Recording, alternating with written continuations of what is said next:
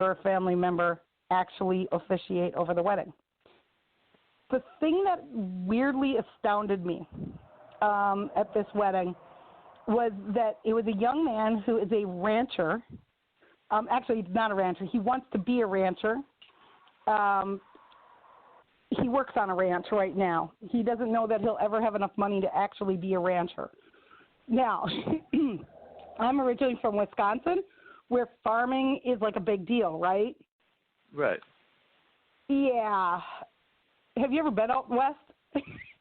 Ranching is a whole different story. The furthest out west I've been has been to Nevada, Las Vegas, and I want to get up to California. I definitely want to visit Montana and the Oregons, but I have not been any further. The furthest out west, and that was actually last year that I've been, was Nevada. I've never been, I've got friends in California and haven't even been out that way. Yeah. So the first thing I had to learn was that ranching and farming are two different things. Farming means that you only do crops. And when you get that far west, there's very little farming that gets done because those hills are too steep and the ground is not right for growing corn and wheat and all that kind of stuff. Ranching, on the other hand, is animals. Now, and it's lots and lots and lots of land. So I grew up on a dairy farm with 250 acres, and we thought that was a pretty big farm. The average dairy farm now is about 1,500 acres, maybe, if they're a cropping farm, or they have thousands of cows. But those cows aren't free ranging, So out west, I went and visited a ranch. I met about 1,000 different animals. I have all these pictures. Eventually, I'll write a story about this. It was one of the weirdest farming visits I've ever had, and I've gone to a lot of farms. I got followed by an emu. So that TV commercial with mutual. I don't know. The emu commercial that's on TV right now, and the emu follows that guy around. Yeah, they do that. One particular emu came up to me, sniffed me, and then followed me through the entire ranch while I was there. He was next to my right side the entire time. It was the most bizarre feeling ever. Emus are really big birds, and they own 7,500 acres. Whoa. Yeah, I'm going to say that again. 7,500 acres. I said, you mean 750? And she said, no, 7,500. I'm like, wow. And she said, and we're one of the small ones. We're one of the small ranchers around here. And I'm like, and that's a small ranch. That's a small ranch. I'm like, 75. I can't even fathom that because I had 1 acre when I stupidly built a house in Wisconsin that I then had to manage a lawn and a yard. That was 1 acre. I can't imagine. I can't even put that in my head how much land that is. I knew that I had driven 7 miles on a dirt road to get to their door.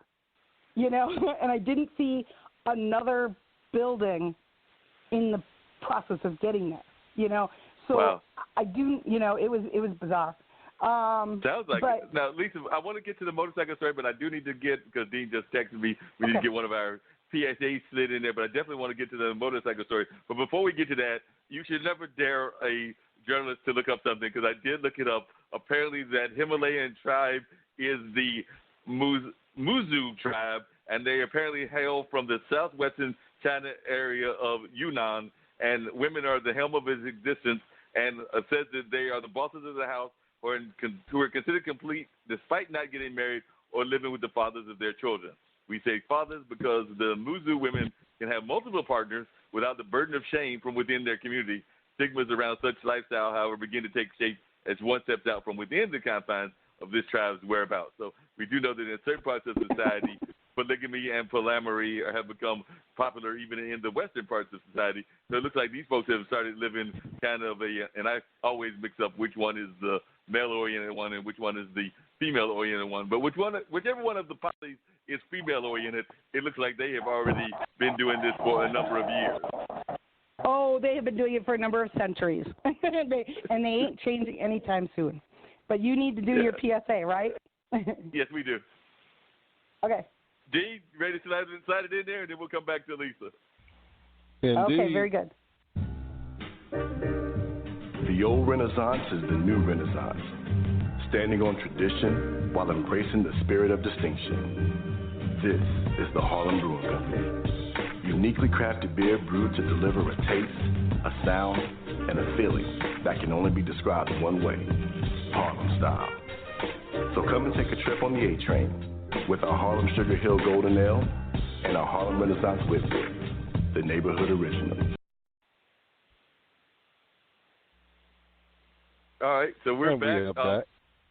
Yeah, we're back, okay. and just to go more into that conversation, and then we'll come back to the Montana and the motorcycle. But as I'm reading this rest of this article, Dean, you might have to tell your single friends, and I'm one of them as well, but those people that are definitely single and don't have marriage as part of their DNA right now, that another novel aspect of the tribe is the concept of walking marriages, where ladies are allowed to indulge in hookups and have intercourse with male lovers, generally referred to as axia. These unions may or may not result in children, but they nearly never result in marriages. So apparently this particular culture, they could do hookups all day long. I know that I read an article about the fact that they could hook up, but the guy had to be out of her house by 6 in the morning every time that they did it. I don't remember where I read that, but I know that I read it because I would not come up with that one on my own.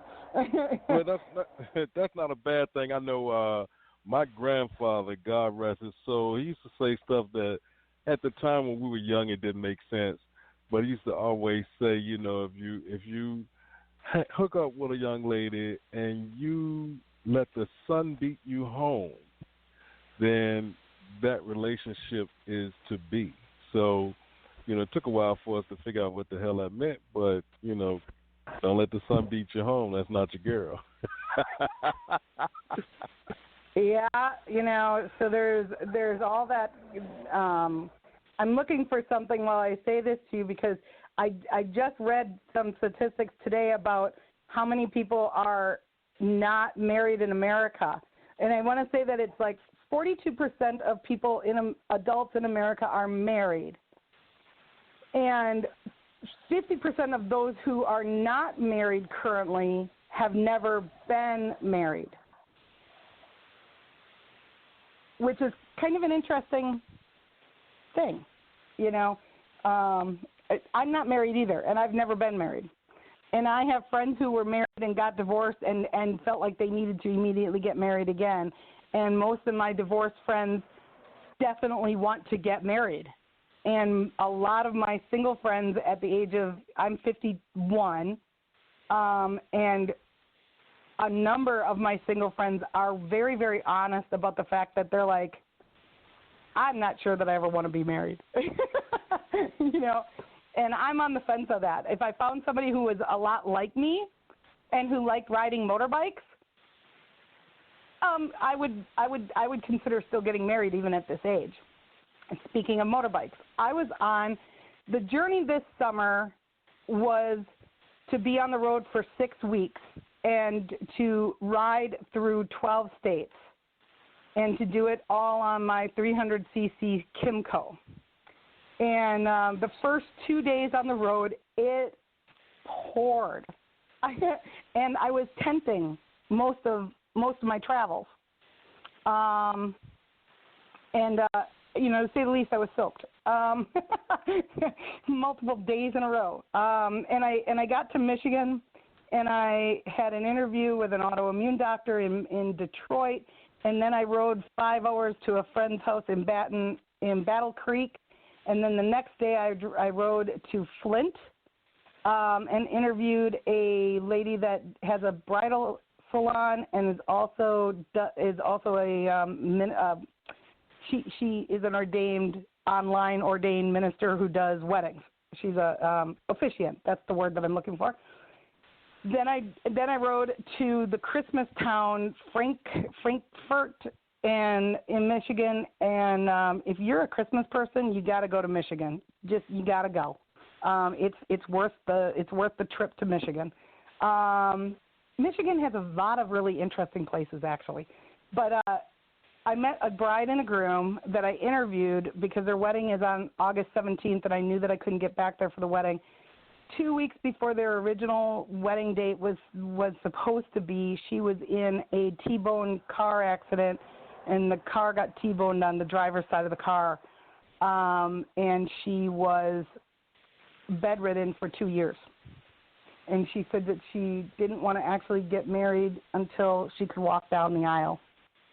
And the man who is marrying her had a very good job as a millwright, and he ended up quitting his job to be her full-time caretaker.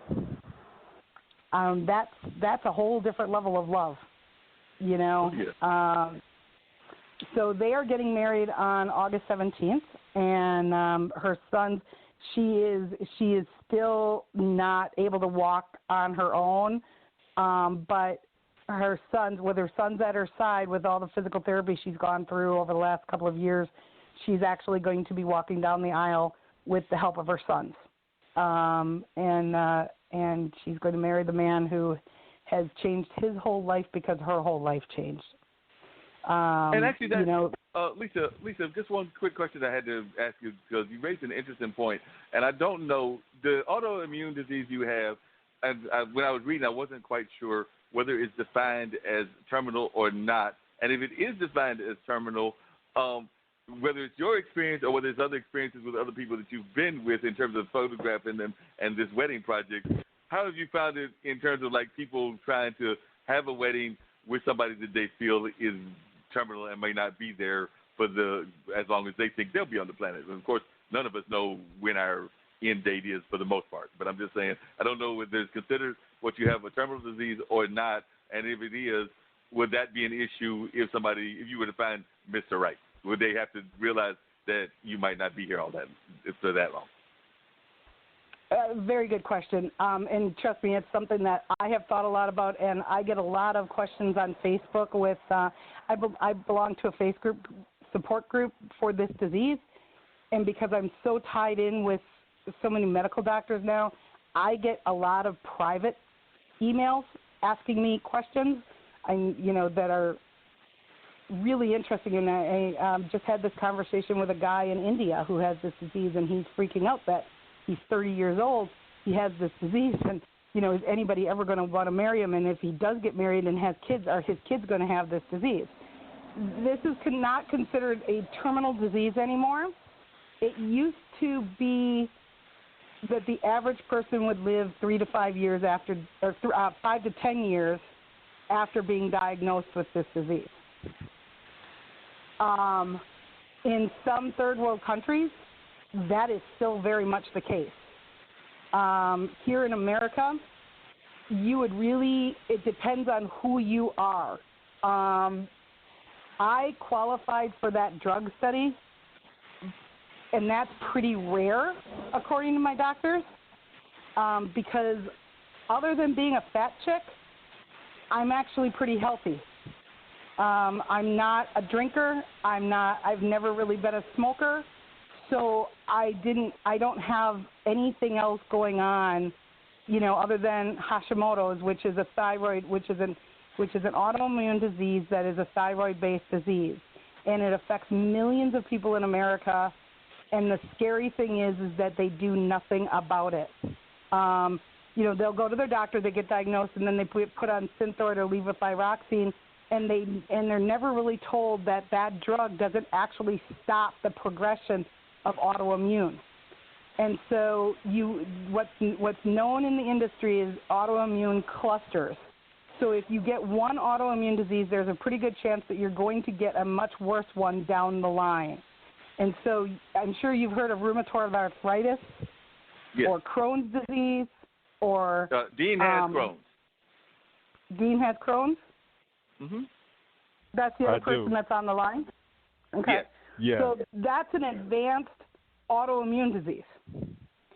So these are all, and you asked if it's terminal or what it's called. It's actually called chronic. There's no